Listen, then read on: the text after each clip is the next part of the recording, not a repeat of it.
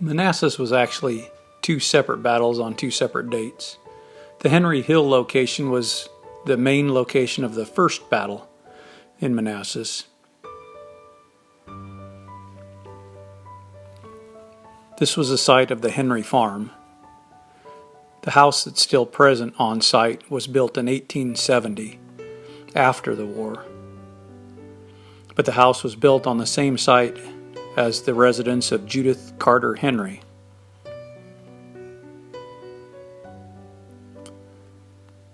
She was mortally wounded by artillery fire during the battle and was the only civilian killed during the first Manassas battle.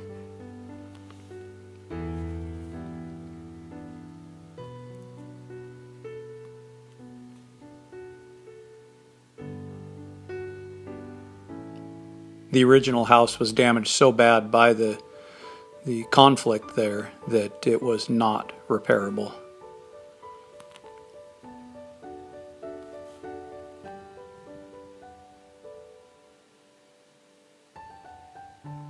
And this 1865 monument was erected by Union soldiers in memory of the patriots who fell at Bull Run.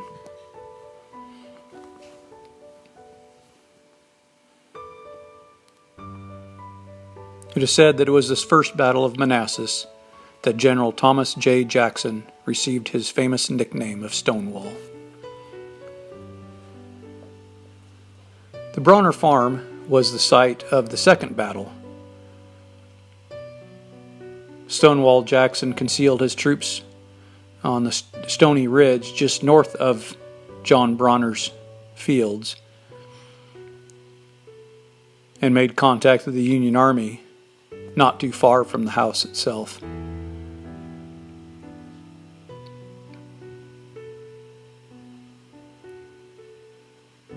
A lot of this house is original.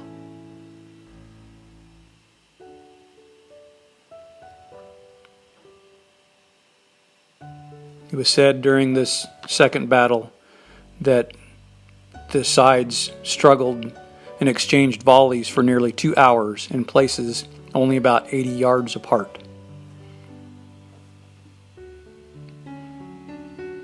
After the second battle of Manassas, under cover of darkness, the defeated Union Army withdrew across Bull Run using this bridge.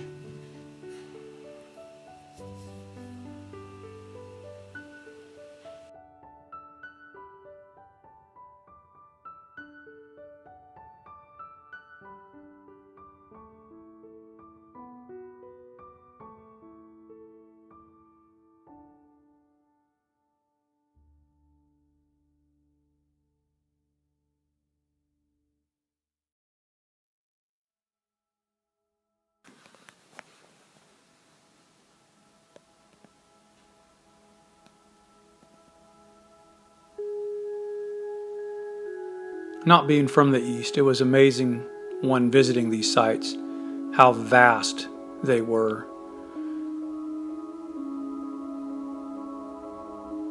The self-guided road trips were literally miles long.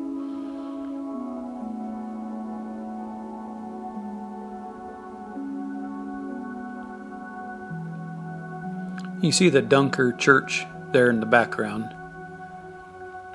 The Dunker Church was originally built in 1852. This modest house of worship for pacifist German Baptist brethren became a focal point for the Union attacks the morning of the battle. And when they say modest, they really do mean modest.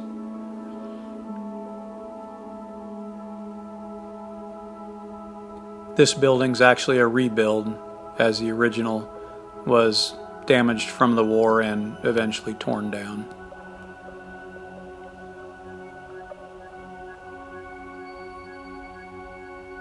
So many monuments over so many different miles.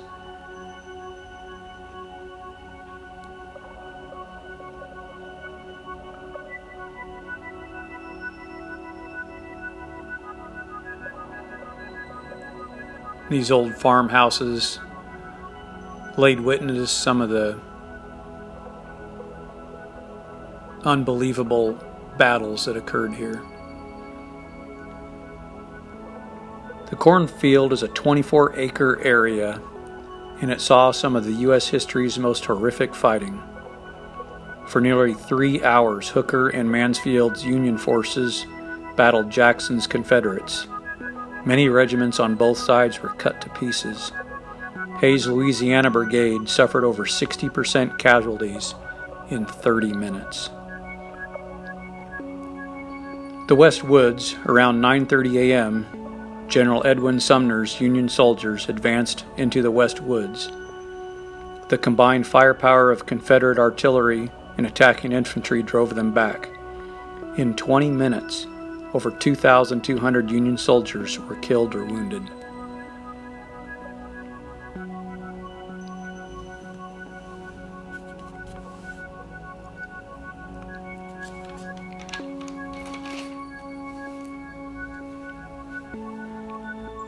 The Mumma farm and cemetery was the only deliberate destruction of property during the battle. The farm was burnt by Confederate soldiers who were ordered to do so to prevent the Union sharpshooters using the buildings as places to set up at. Fortunately, Samuel Mumma and his family had fled to safety before the battle, as many of the families that lived there did. The sunken road was just unreal to actually stand at. For about 3 hours, 2,200 Confederates, later reinforced by additional troops, held off the attacks of combined Union force numbering nearly 10,000.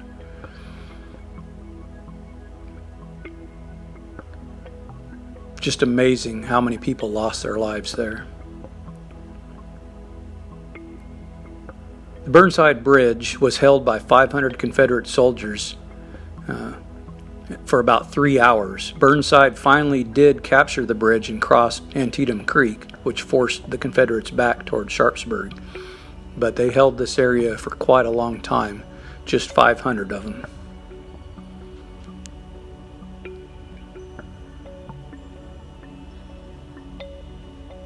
After taking the lower bridge, Burnside moved across these fields from east to west, pushing back the Confederate right flank. Just as it appeared that Lee's line may be breaking, General A.P. Hill's Light Division arrived from Harper's Ferry to drive Burnside back to Antietam Creek.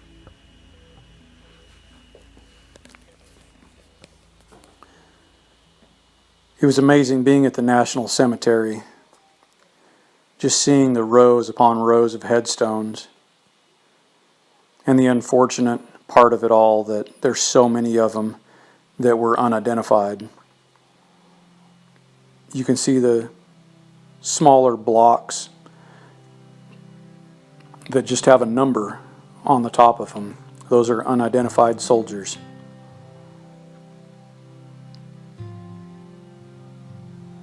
Definitely heart-wrenching to be in that cemetery and just see all the lives lost.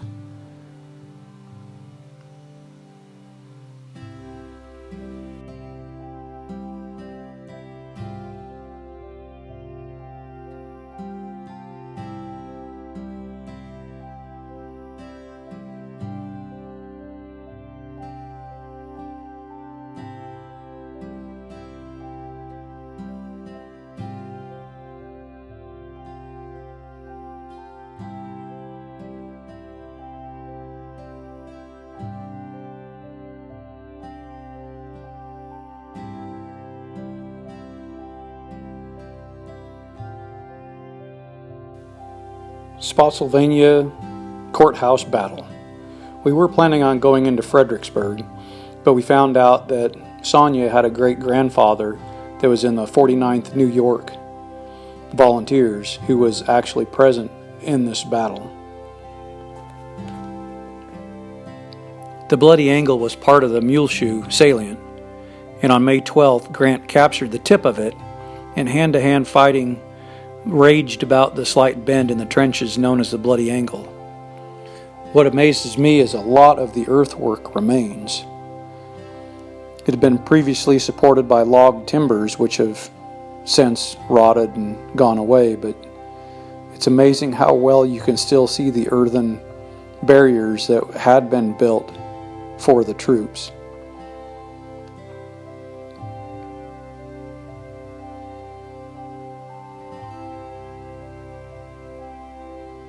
Definitely in awe when we look at all of this and realize that her great-grandfather was here and survived this.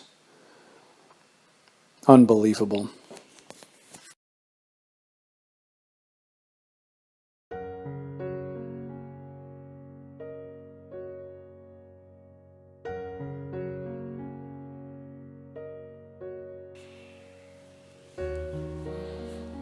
The Siege of Petersburg. Grant believed that if they could get control of Petersburg and they could cut off the train and other supply routes to the Confederacy into Richmond, that they could eventually end the war. The visitor center was chock full of just amazing artifacts of that area. A lot of the stuff was actually found not too far from the visitor center.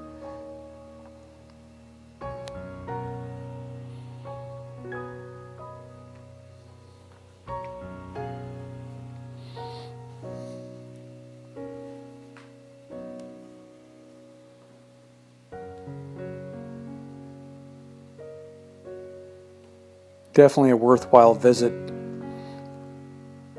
This display is just showing you what it could have looked like out on the battlefield with all the debris and everything.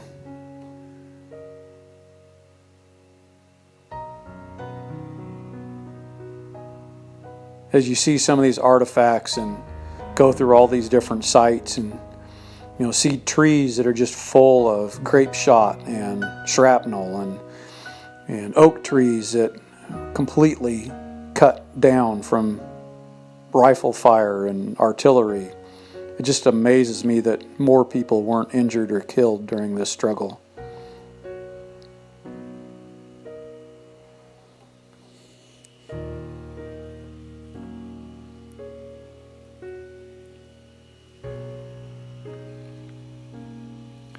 Battery 5 was one of the strongest works in the original Confederate defense line. Federal troops captured it on June 15, 1864.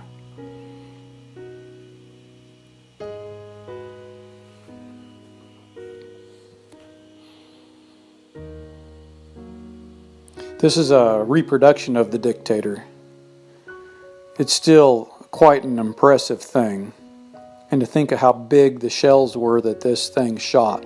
225-pound mortars were fired from this 2.5 miles into town. Just unbelievable. They didn't have cranes, they didn't have forklifts.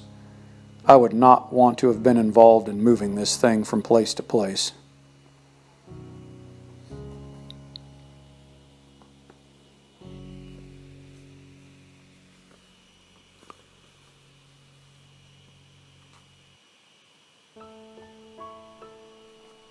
This is Confederate Battery 9.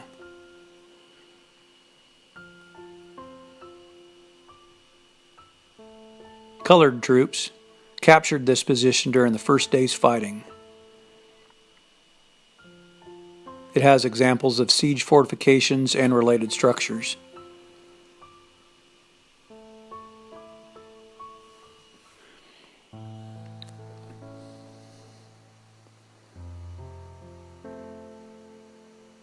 It was said that the Confederates had a lot of respect for the gallantry and courage shown by the colored troops.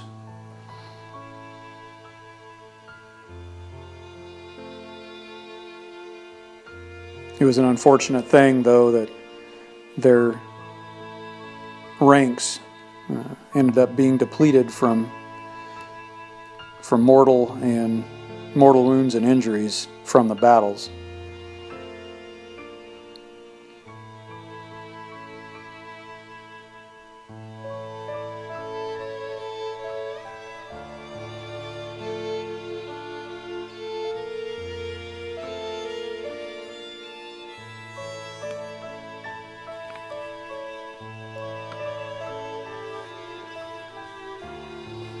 This was an interesting place to go see. This is the crater. And on July 30th, 1864, part of Lee's line, known as Elliott Salient, were basically under or above a bomb. The Union troops dug a tunnel and placed 8,000 pounds of black powder at the end of the tunnel and then set it off. The Union was attempting to create a breakthrough into Petersburg, but the attack that they held was kind of uncoordinated and didn't hold up, and the Confederates were actually able to close in around the crater and hold the Union from entering. But still just an amazing feat to dig that tunnel as far as they did.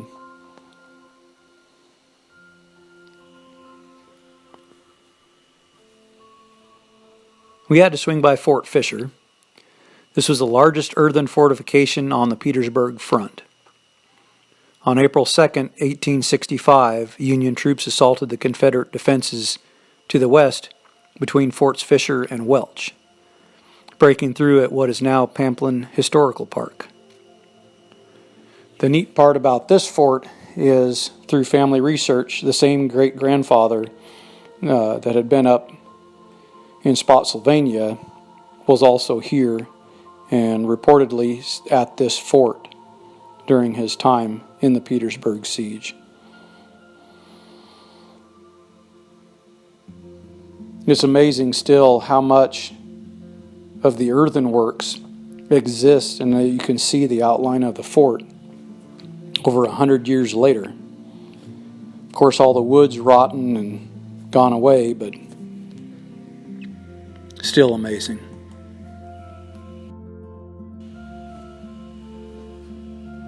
Appomattox, the site of the surrender.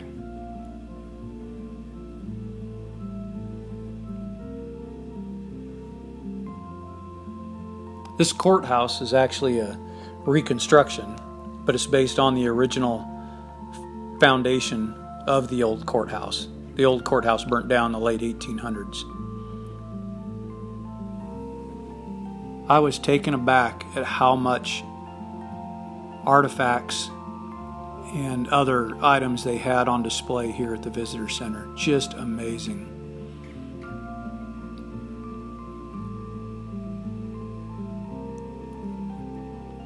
How many soldiers were present in the area when the surrender took place.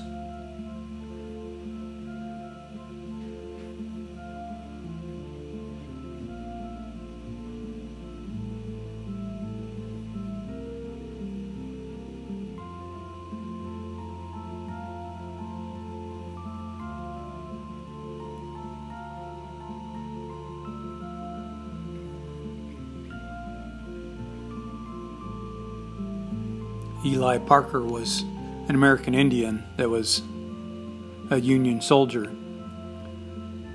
I can't remember his rank. I believe, though, he was an officer. And he was present during the surrender. General Lee had made a comment about at least there was one American present. And supposedly Parker responded, "We're all Americans now." They say that drum was actually present during the surrender.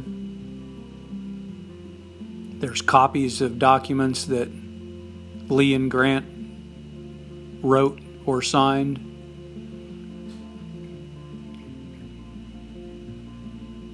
Those boots are supposedly a pair of Joshua Chamberlain's boots. I believe he was a general at this point. He was the one that was involved in Gettysburg, and he was here present and involved heavily in the surrender as well. Just the sheer number of artifacts from this is just amazing. This is the Clover Hill Tavern. It was built in 1819, and it's the oldest structure still standing.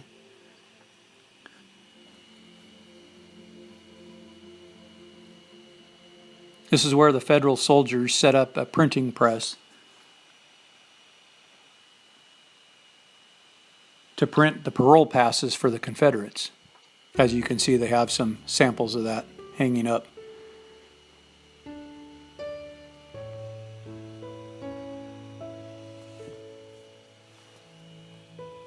When you think there was over 20,000 soldiers that needed to be paroled, that's a lot of printing.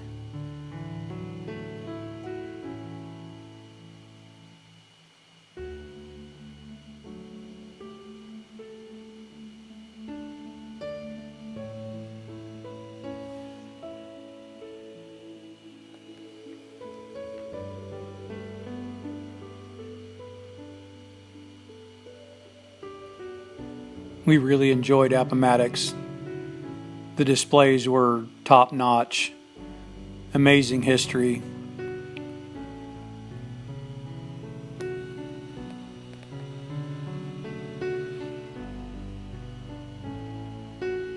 The county jail actually wasn't built until 1867. So the building, I think, was there. I believe they started it in 1864. But it was interesting to me that the cells are on the second and third floor, not the first floor.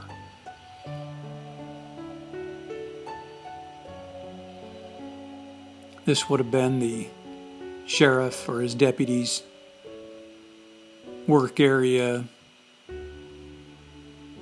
offices, sleeping quarters for the night watchman.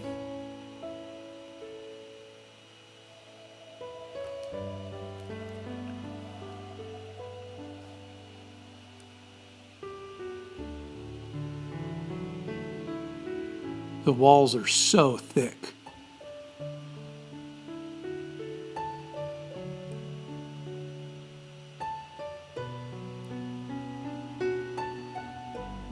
And even though the walls are nice and smooth and plastered, in this next room you'll see that that steel grate is around the whole room, not just the windows and doors, and they plastered over it. And it also keeps them from getting to the brick. Kind of an interesting construction method.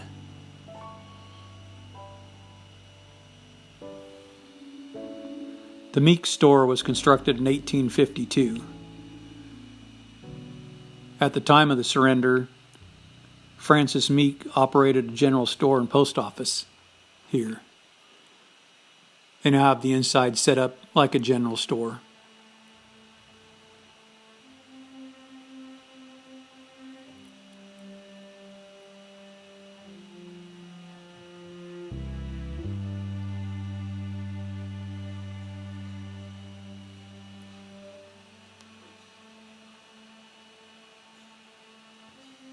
This was a law office of John Woodson. He bought this office in 1856 and practiced law here until he joined the Confederate Army. He died of disease in 1864 before the end of the war. And this is the site of the surrender. Interesting story about the building. A company came in and dismantled the original building, but in such a way that it could be rebuilt. And their idea was to ship it to Washington, D.C., where it could be rebuilt, refurbished, and held there as kind of a national landmark. Well, that deal never went through, so even though they had completely dismantled, bundled everything up for transport and had it all ready, it literally just sat on the lot for decades. When the National Park System wanted to rebuild, there were still a lot of the bricks left behind, but almost everything else, the windows, the doors, a lot of the wood, had been pilfered by other people living in the area for use in other buildings. They said they did a good job of sourcing original building materials that would have been used during that time to rebuild it. And there are a few furniture pieces in the house that were owned by the McLean family. Very few, but there are some. Everything else is period correct to the area.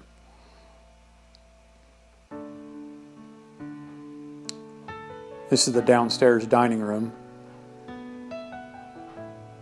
And then these are buildings just behind the house. It was interesting, but it was something commonly done at the time. This is the main kitchen for the house, not inside the house. And then these were slave quarters.